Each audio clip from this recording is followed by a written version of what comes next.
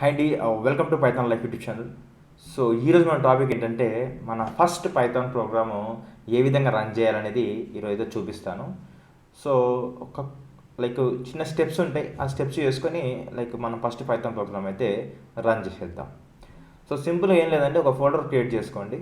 మీకు నచ్చిన ఫోల్డర్ అయితే ఒకటి క్రియేట్ చేసుకోండి. సో నేనైతే ఫోల్డర్ క్రియేట్ చేసుకుంటున్నాను. సో మీ సిస్టంలో ఒక ఫ్రెష్ ఫోల్డర్ అయితే క్రియేట్ చేసుకోండి.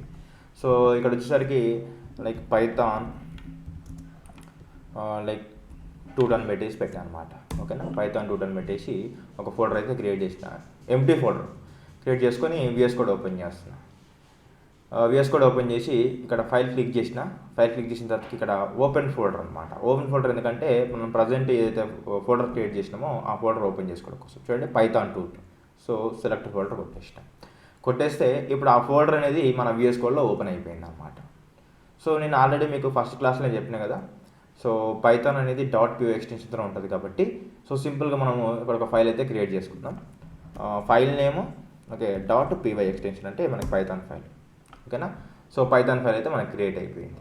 సో పైథాన్ ఫైల్ అయితే ఈ విధంగా క్రియేట్ అయిపోయింది కాబట్టి సో ఫస్ట్ పైథాన్ ప్రోగ్రామ్ ఎట్లా రన్ చేయాలి అనేది సింపుల్గా ప్రింట్ అనేది రాస్తున్నాను అనమాట.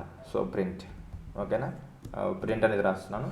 సో ప్రింట్లో hi this is Python life అని చెప్పేసి రాస్తున్నాను అనమాట. దిస్ ఈజ్ పైథాన్ లైఫ్ అని చెప్పేసి రాసేస్తున్నాను. సో ఒకవేళ సెలెక్ట్ ఇంటర్ప్రిటర్ అడిగింది అనుకోండి ఇన్ కేసు, సో మీకు సెలెక్ట్ ఇంటర్ప్రిటర్ మీరు ఏదైనా కూడా క్లిక్ చేసుకోవచ్చు మీకు నచ్చింది.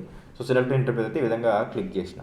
మరి వాట్ అబౌట్ దిస్ ప్రింట్ వల్ల ఏంటి యూజు అంటే, ప్రింట్లో ఈ విధంగా రాసిన కదా ఏంటి యూజ్ అంటే, ప్రింట్ ఈజ్ నథింగ్ బట్ ఒక మెథడ్ అని చెప్పుకోవచ్చు.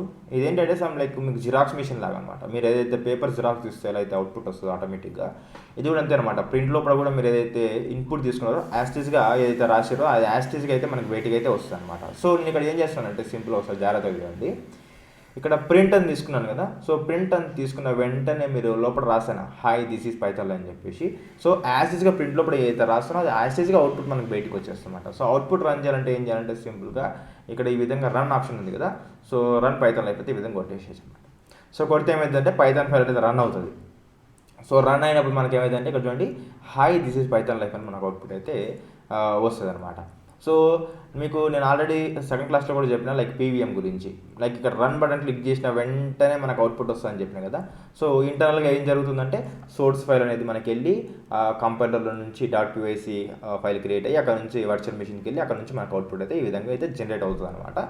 సో ఇంటర్నల్గా పీవీఎం అనేది వర్క్ అవుతుంది. బట్ నేను అదే చెప్పాను అనమాట మీకు, అక్కడ మనం ఈ విధంగా రన్ చేసిన వెంటనే అవుట్పుట్ వస్తుంది, బట్ ఇంటర్నల్గా ఆ విధంగా ప్రాసెస్ అయితే జరుగుతుందని చెప్పేసి అక్కడైతే చెప్పాను అనమాట. సో ఇది ఒక ఫస్ట్ పైథాన్ ప్రోగ్రామ్ ఏ విధంగా రన్ చేయాలి.